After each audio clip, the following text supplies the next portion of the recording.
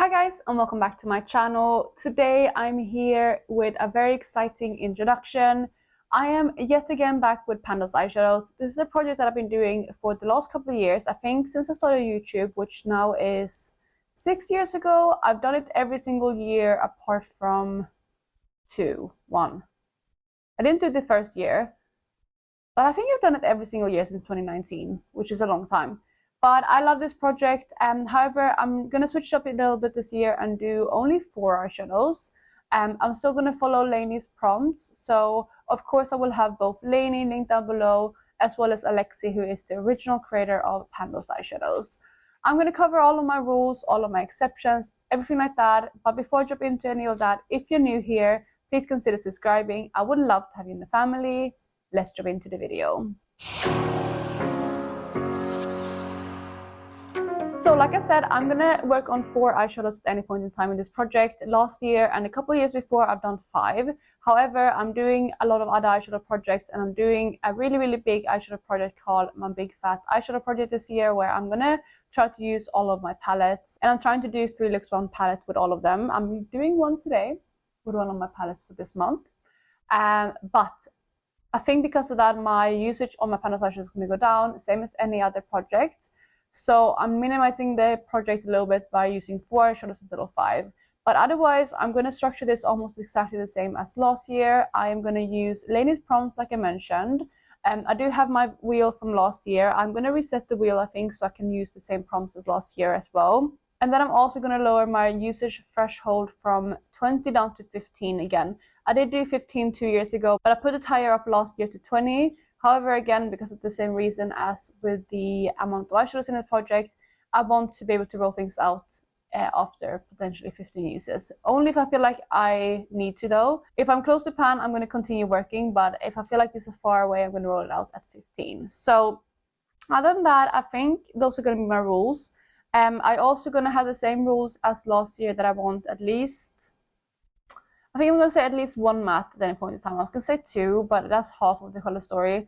So I'm going to say at least 1 matte at any point in time. Last year I had 2, so 3 shimmers, 2 mattes minimum. But this year I'm going to do minimum 1 matte, 3 shimmers. I think that's what I'm going to do. So I'm going to go ahead and go to my wheel. Those are my rules, by the way. Nothing too different from before. Yeah, I don't think there's anything else I need to cover really. Than that. So I'm gonna go ahead, and I pulled up my wheel. Let me see if I can show you, but I'm gonna go ahead and reset the wheel. I'm gonna hit that button. There we go. So it's now reset. I'm gonna have no repeating options on, and I'm gonna go ahead and pick my 4 prompts. So we'll see what I get.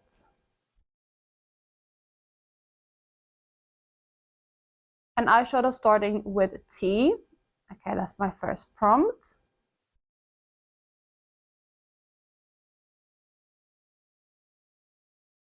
Then we have a shadow starting with S. Okay, very fitting. I mean, that's right after the, well, right before the T. Okay, and then the third one.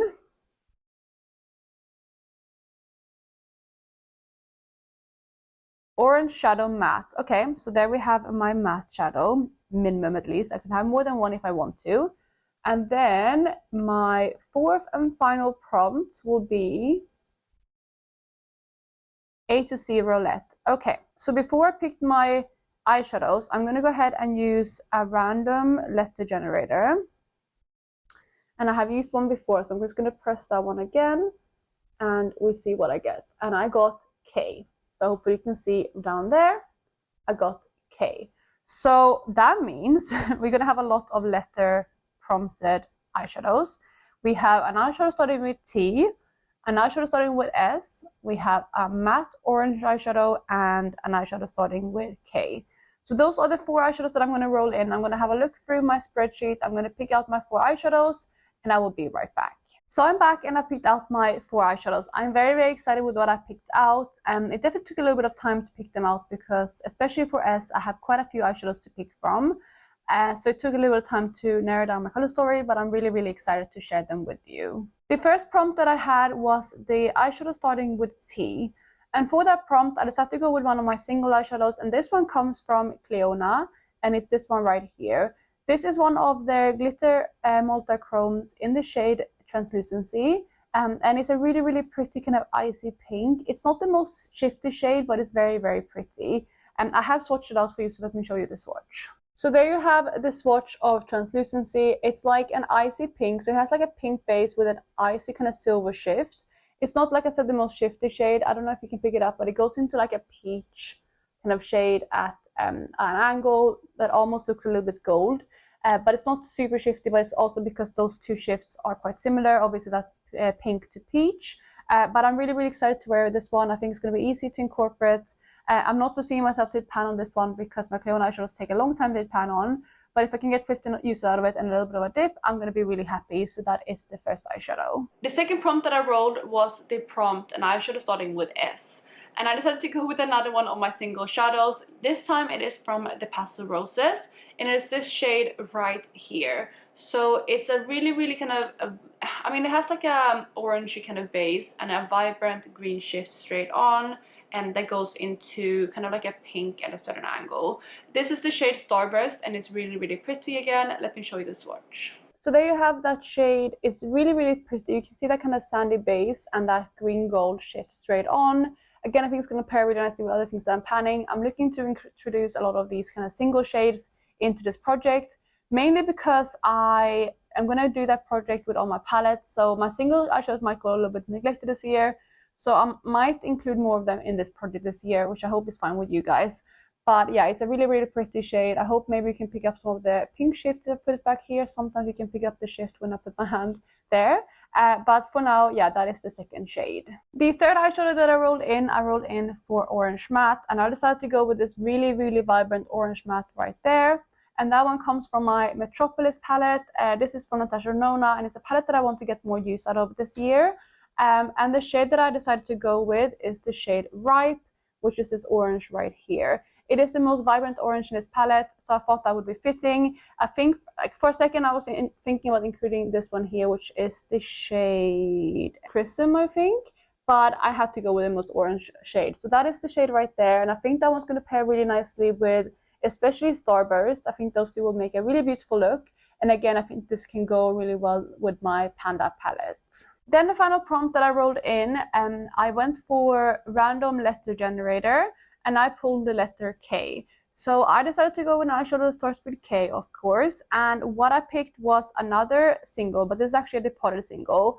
And this is from the Colourpop Dream Street palette, and it's the shade Kaleidoscope. This is an eyeshadow that I absolutely used to love when it was in the original palette, but I think it's a little bit more lackluster now. However, I do want to get some more use out of this one to see how I like it.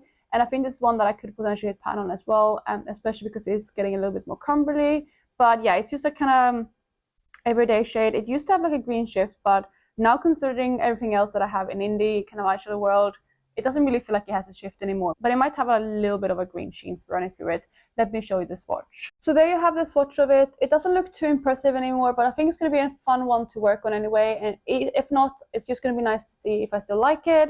It might still have a little bit of green shift. I don't know. But yeah, comparing to these two here, that doesn't seem very shifty at all.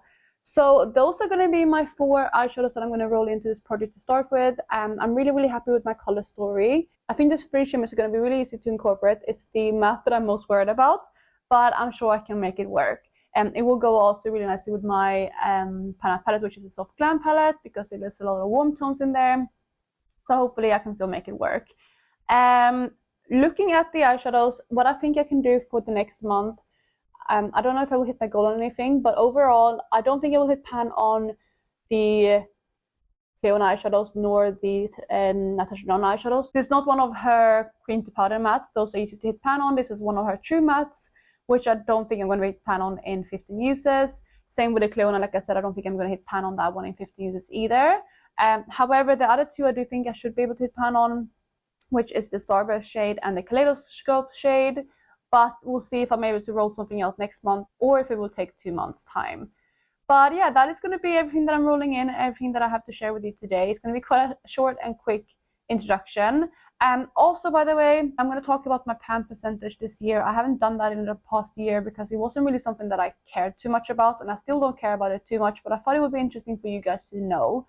So I haven't updated my spreadsheet yet with all my new things. So I'm going to put in, before I update this video, I'm going to put in here my pan percentage so you guys can see it for the start of the year.